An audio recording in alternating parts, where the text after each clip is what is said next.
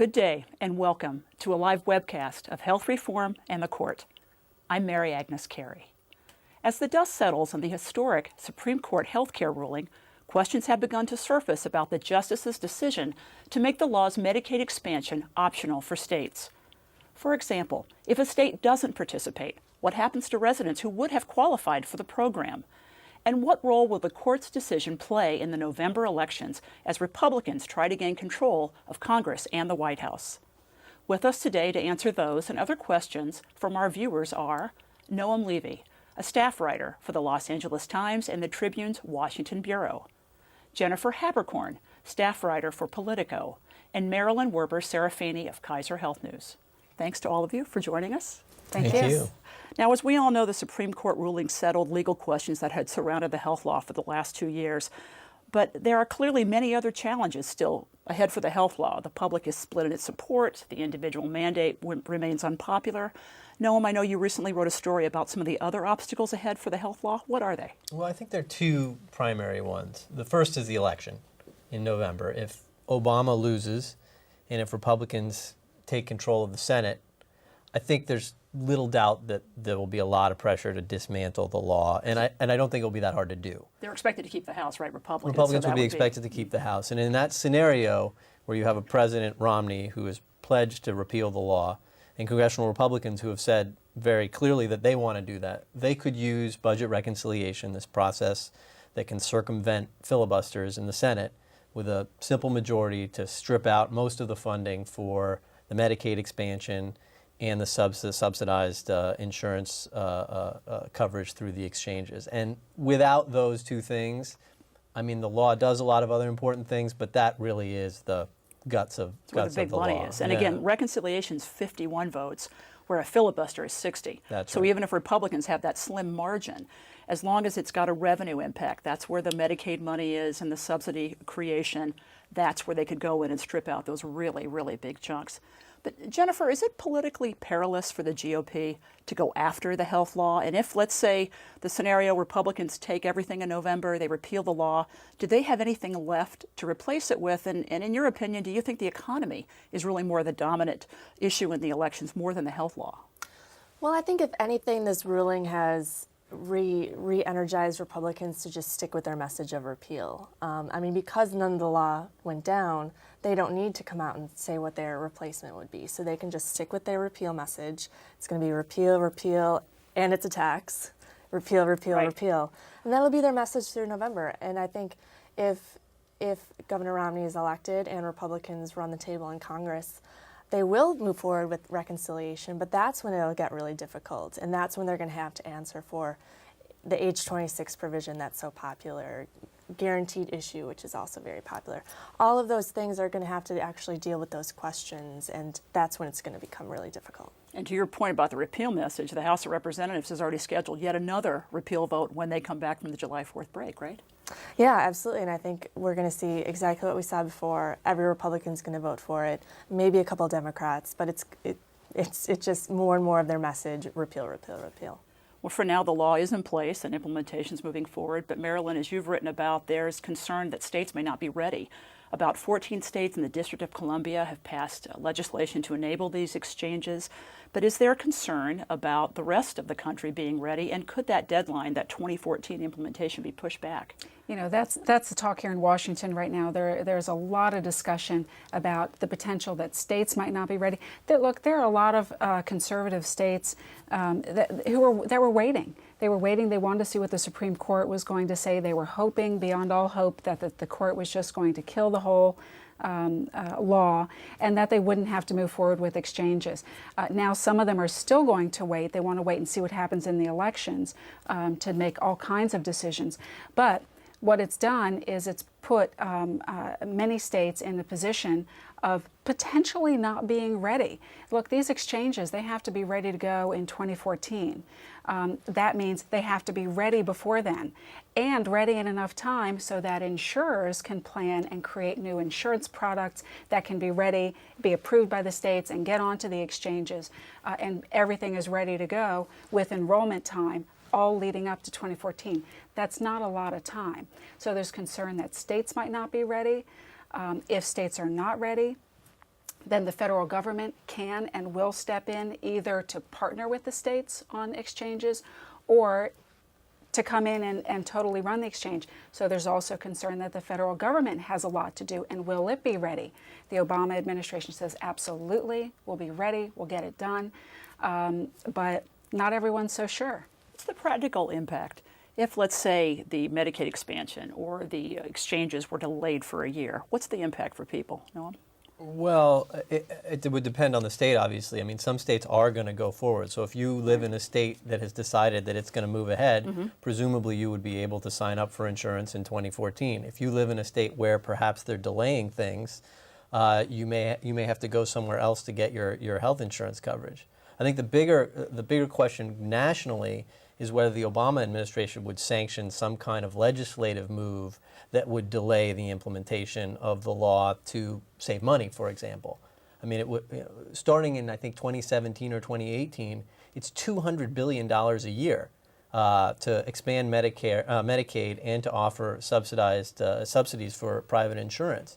So if there's a lot of pressure to cut money, would there be a scenario in which the federal government might say, you know what, let's just put this off for a year until 2015, so maybe people have to wait to get insurance? Yeah, and we all know that there is going to be that huge budgetary pressure next year. Yeah. Start at the beginning of next year to come up with to negotiate some kind of a deal to reduce the budget deficit and to avoid automatic cuts from everything from defense to Medicare.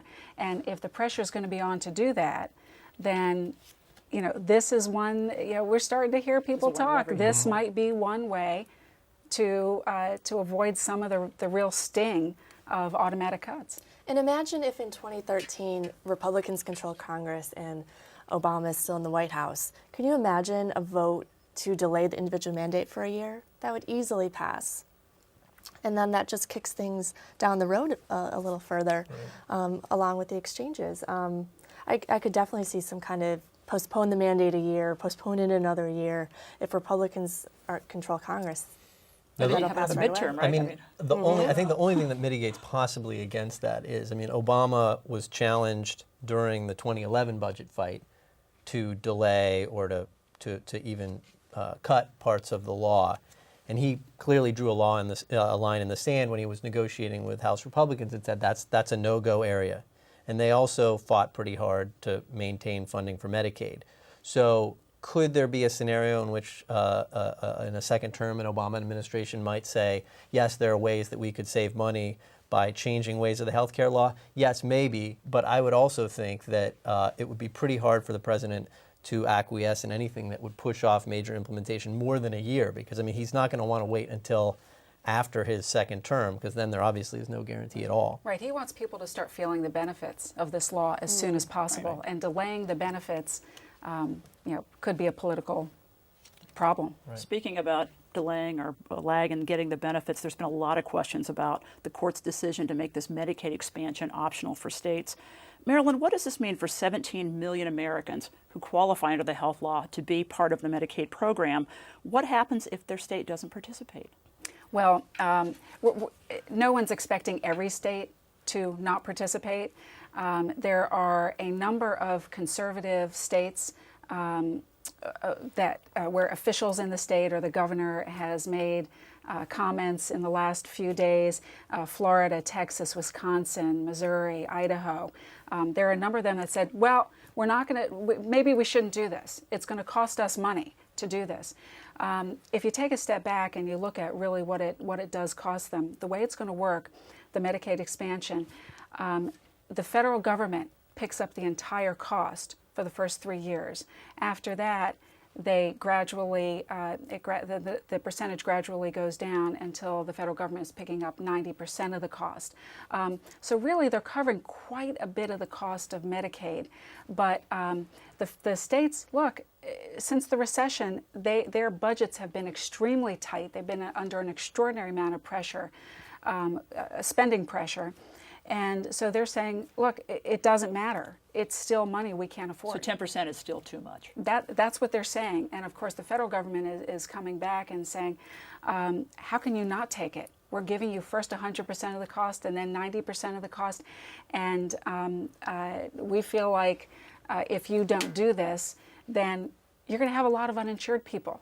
Now, not everybody would be uninsured. For instance, if Florida decided not to move forward with the expansion, there's a slice of people who would have qualified for the Medicaid expansion who will now qualify instead for subsidies, so that they can take those government subsidies to help them purchase insurance on the exchanges. These are people who are between 100%, who are between the poverty level, which is about $11,000 for an individual, up to 133% of poverty, which is about $31,000 for an individual. But is this political posturing now? We've got an election coming up. We know that some Republican governors have said they're going to wait for the election. The Supreme Court ruling is fine, but we're going to wait for the election before we move forward. Are governors really going to leave this money on the table? Won't you have hospitals, other providers who care for these uninsured folks who've gotten no compensation and who want at least the Medicaid money? Well, I mean, there's something interesting that sort of happened in the last week. There were a number of states around the country led by Republican governors who were party to the lawsuit, but had been working quietly to implement the law, or to prepare to implement the law should the court have upheld it. And I think some of those people actually had anticipated that they would be able to move on, and have been somewhat taken aback by the pressure from the National Republican Party to not implement anything. And I mean, that pressure is real, and I think it's certainly going to manifest itself between now and November, but maybe even going forward. I think a couple things to watch at the state level are, yes, the providers, hospitals, doctors are going to pressure state government to take this money. It is a very good deal. I think the other thing that's going to be interesting to watch is having a national debate or a state-by-state debate about Medicaid. I think that's a little bit unpredictable, because the polling's interesting on Medicaid. I mean, if you look at when you ask people whether they support the provision of the law that expands Medicaid coverage to low-income Americans who are uninsured, two-thirds of people say they support that aspect of the law. So it's not like a typical welfare program where you may have a lot of public resistance to it. I think you might actually see some pressure from the public to sort of not to leave this population uncovered. Well, let's shift for a moment to our viewers. They also had a lot of questions about Medicaid and the Supreme Court ruling. Here's one of those questions. Does the health law require states to take an all-or-nothing approach to the Medicaid expansion, or may states expand eligibility for specific populations? Will this be an item for negotiation with the administration? For example, the questioner wants to know if states could take Medicaid expansion money to fund something below 100% of poverty. For example, could they choose to expand Medicaid for up to 50% of poverty? Is there that latitude? That's the big question right now, and that's what there is no answer yet. There's no answer to that question. States would really like to know whether they could do that. They'd also like to know whether they could come in and out of the program. Could they get in for 3 years when the federal government's picking up the full cost, and then perhaps come out after when the federal government pays a little bit less? Of course, as it's awfully hard to offer a benefit and then take it away. And I think it's going to be interesting to see. This really opens the door for states to have a lot of leverage when they're talking with CMS about the future of Medicaid in their state. I mean, the federal government's going to want these states to do it, but they're going to also, they're going to want them to do the entire thing, but they're going to also, if they know that a state can't do everything, they're going to say, well, okay, you can get some of the money if you do some of this. It's really going to open the door to a lot of negotiation, I think. And I think that's actually something that's sort of not appreciated about the importance of what the court did, in the sense that, one of the sort of central precepts of the Affordable Care Act was this idea that all of this variation that existed in the United States, that differentiated the kind of health care you could get, the kind of protection you could get, whether you lived in Massachusetts or Mississippi. The law was designed to sort of iron out a lot of that and kind of standardize a basic level of protection. And what this ruling does, I think it allows not just states to sort of say, no, we don't want to do this expansion, but do exactly what you're talking about, which is to negotiate their own deals. So some states might be 50, some might be 100, some might be 75. So you're basically perpetuating this disparity that exists between states and the kind of health protection that people would get. And Medicaid historically is a negotiated program because it is because of its nature. It is a program that's run by the states, and state spending is matched by federal spending. Now, the federal spending comes with a lot of strings attached. You have to cover people up to this income level. You have to cover these populations, kids up to this level. You have to cover these benefits. But nevertheless, it's negotiated. Every state has at least one Medicaid waiver to do things a little bit differently. You know, some states have waivers to do coordinated care, to do managed care, there are all kinds of waivers out there. So this is not, it would not be a new thing for the federal government to sit down with the states and negotiate different programs for each state. Already across the board, every state has a different Medicaid program. But we should note here, too, that this Medicaid expansion is really aimed at a population that's not covered in most states, childless adults. And so you could have a situation where if a Medicaid expansion, as you mentioned, goes forward in one state, you would be covered in that circumstance, but in another state, maybe not. And I don't think that's actually something that most people realize. I don't think they do either. I was writing a story the other day and had a question actually from our copy desk because we explained how low the income was for actually a parent to qualify in Arkansas. I think it's like $1,800 a year. You know, is the threshold. It's like 17% of poverty. Most people don't realize that, and sort of when there's no discussion about it, you know, it's the status quo. But once that becomes a sort of topic of discussion, a lot of people are going to be surprised, I think, at kind of how skimpy Medicaid actually is in a lot of places. Yeah, and even you're talking about parents. It's even lower for childless adults. I mean, it's barred by law. Right. Yeah. Right. And Marilyn, you hinted to this a minute ago. Are there any rules about taking and then refusing federal funds is another question we have. Could a state opt in at the federal level while it's that 100% rather, where they're covering the whole cost, and then opt out and drop people from Medicaid rolls after 3 years when the match goes down? You know, I can't say absolutely for sure, but my understanding is that the way Medicaid has always worked is that you can be in, you can be out, you can be in, you can do this. So it's not really clear whether you can come in and go out at this point. But the point you made earlier, it's awfully hard to take a benefit away. It's right? very you hard. You set it up. Yes. That would be hard to imagine. You do it for 3 years and then you take it back. Here's a question. You mentioned Florida a second ago. It's about Florida Governor Rick Scott. He's been vocal in his continued opposition to the health law following the Supreme Court's decision. He has said he's intending to use his executive powers to prevent the Medicaid expansion and to continue to halt any initiative to develop a state-run health insurance exchange. The questioner wants to know, does the federal government have leverage? You mentioned CMS, the Centers for Medicare and Medicaid Services earlier, which oversees the Medicare and the Medicaid program. What kind of leverage can the government bring to bear on a governor that doesn't want to participate? Well, he can remind, the federal government can remind his constituents that he's taking the benefit away from them. And I think also, Noam hinted to this before, we're going to see the federal Republicans putting a lot of pressure on governors not to accept it. But I think in the states, we're going to see state hospitals, which are very, very powerful, put pressure on the governor to accept it. So we're going to see this situation where I think nationally it'll be a lot of political pressure, but in the state it's policy pressure. These are dollars and people, and that's going to be hard for some of these governors to sort that out.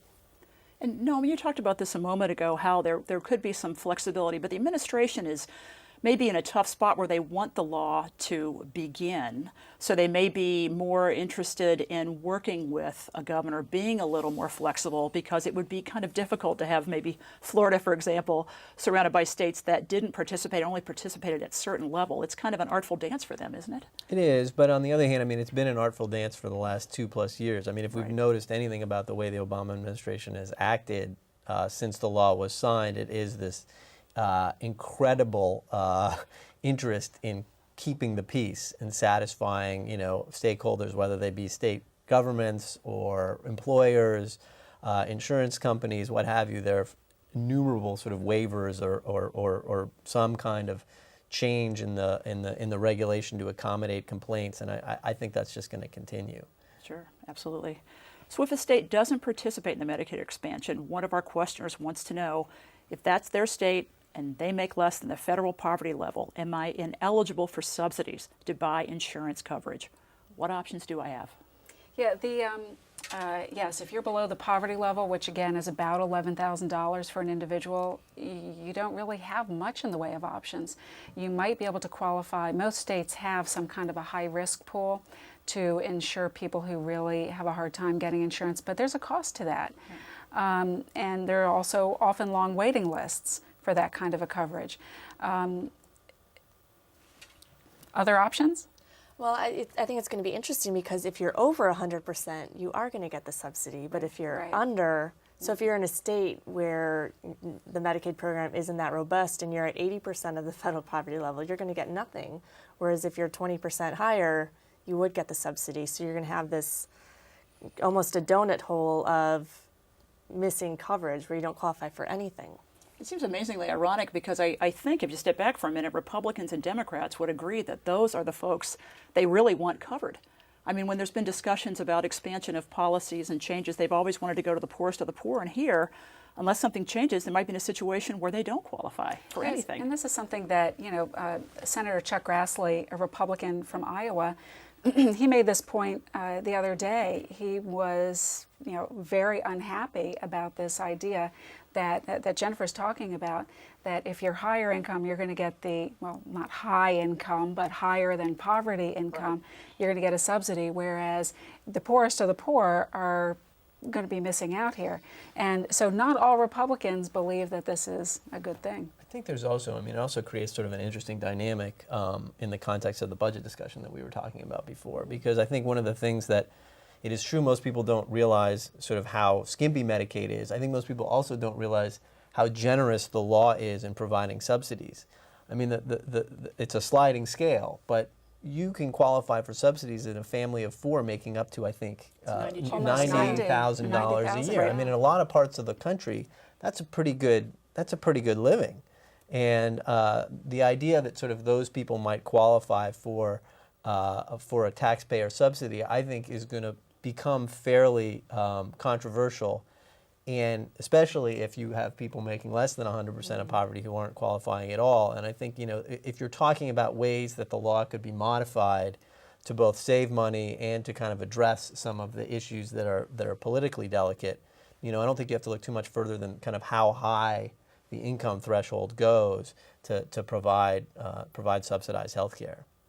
Here's a question about disproportionate share payments, also known as DISH payments, that hospitals get, for example, for uncompensated care.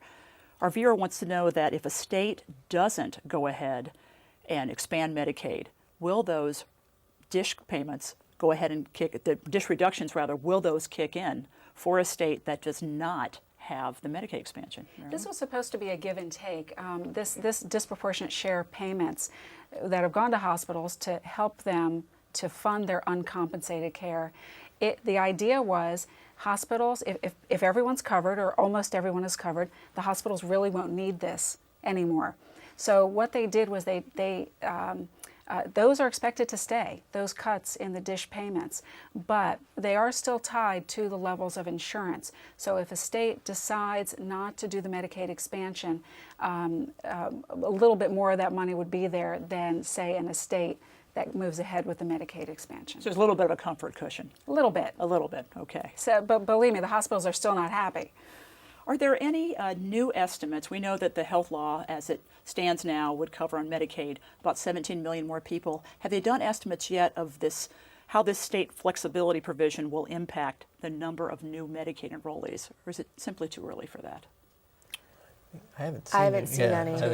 It's too early because we don't know yet. No state has said absolutely, right. I'm not going to expand my Medicaid. And until we know which states, if any, decide not to expand Medicaid, it'll really be impossible to know what the estimate is for coverage. I mean, that being said, Texas and Florida are obviously two of the largest states. If they decide they're not going to do this, it's a lot of people. Yeah, Florida's over 1 million people. I think it's like 1,300,000 or something like that. They would get nothing. The irony is everyone thought the Supreme Court was going to add some certainty to the health law, but we're raising all these new uncertainties that, we're still 2 years away from 2014, but a lot of these are unanswered questions. What about the maintenance of effort provisions that are in the health law? Does the Supreme Court ruling impact those in any way? And I'd like the answer to sort of explain maintenance of effort and then explain the health law's relationship to it. Well, my understanding of this is, and correct me if I'm wrong, You've got experts here. You're good. Go for it. is that that the maintenance of effort requirement, which requires states not to cut any population that from their Medicaid programs that were covered when the law was signed in March of 2010, would not actually apply to this expansion, because obviously the expanded population envisioned by the law wasn't covered in 2010. So a state presumably would be free, in the scenario we discussed earlier, to expand and then pull back on the new population. But they still would be subject to the maintenance of effort requirement, I believe, on the existing population that they covered in 2010. So for adults, it's maintained till 2014, and I believe for children, maintained to 2019. So yeah, it doesn't really, there really into the isn't an future, intersection there. Okay. So let's go to one question. We received a lot of questions that dealt with the health law, several from insurance agents and brokers. Jennifer, I'm going to send this your way. What's the health law's role for insurance agents and brokers? A lot of concern in those communities. Absolutely. They're very concerned about the future, their careers. I don't think the ruling changes too much. There's still going to be a lot of confusion about exchanges.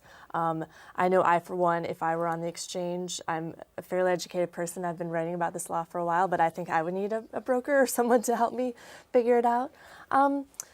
There is legislation on the Hill to reinstate their commissions. The law's medical loss ratio.